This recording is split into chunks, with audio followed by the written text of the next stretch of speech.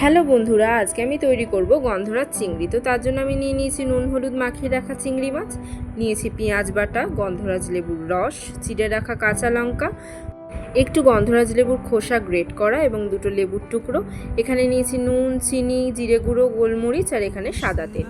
কড়ায় সাদা তেল দিয়ে আমরা চিংড়ি মাছটা দিয়ে দেবো। তেলটা গরম হয়ে যাওয়ার পর চিংড়ি মাছটা দিয়ে এটাকে ভালোভাবে একটু নাড়াচাড়া করে ভালোভাবে ভেজে নিতে হবে। যেহেতু চিংড়ি মাছটার মধ্যে প্রচণ্ড পরিমাণে ঘিলু ছিল, এই জন্য আমি এইটাকে ভালোভাবে কষিয়ে পুরো তেল শুদ্ধই একটা আলাদা বাটিতে সরিয়ে রেখেছি। নয়তো কী হবে, এর মধ্যে আলাদা করে আর পেঁয়াজটা ভাজা যাবে না, সব একসাথে মিলেমিশে যাবে। তো সেই জন্য আমি কড়াইয়ের মধ্যে আলাদা করে একটু সাদা তেল নিয়ে নিলাম, এর মধ্যে দিয়ে দিলাম পেঁয়াজ বাটা। পেঁয়াজ বাটাটা দিয়ে এটাকে ভালোভাবে একটু ভাজা ভাজা করে নিতে হবে। তারপর এই চিংড়ি মাছটা যেটা আমরা ভেজে নিয়েছিলাম সেটা এর মধ্যে দিয়ে দেবো।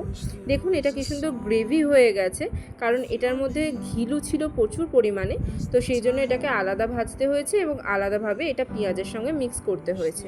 তো যখন পেঁয়াজ আর চিংড়িটা আমরা মিক্স করে নিলাম, তারপরে আমরা মিক্স করে নেওয়ার পর আমরা এই মশলাটা দিয়ে দিলাম, দিয়ে এটাকে ভালোভাবে একটু কষিয়ে নেব। এই চিংড়ি মাছটা ভালোভাবে হালকা আঁচে কষিয়ে নেওয়ার পর জল ছেড়ে দিয়েছে তখন আমরা এর মধ্যে কাঁচা লঙ্কাটা দিয়ে দিয়েছি।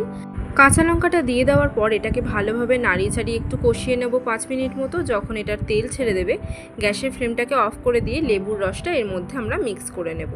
তো আমাদের রান্না হয়ে গেল গন্ধরাজ চিংড়ি। দেখুন কত সুন্দর কালারটা এসছে। এটা খেতেও দুর্দান্ত লাগে। এটা আপনি লুচি, পরোটা, ফ্রাইড রাইস বা সাদা ভাত যে কোনো কিছুর সঙ্গেই বাড়িতে ট্রাই করতে পারেন। এটা অবশ্যই একবার বাড়িতে ট্রাই করবেন। Thanks for watching. দেখা হবে পরের একটা ভিডিওতে।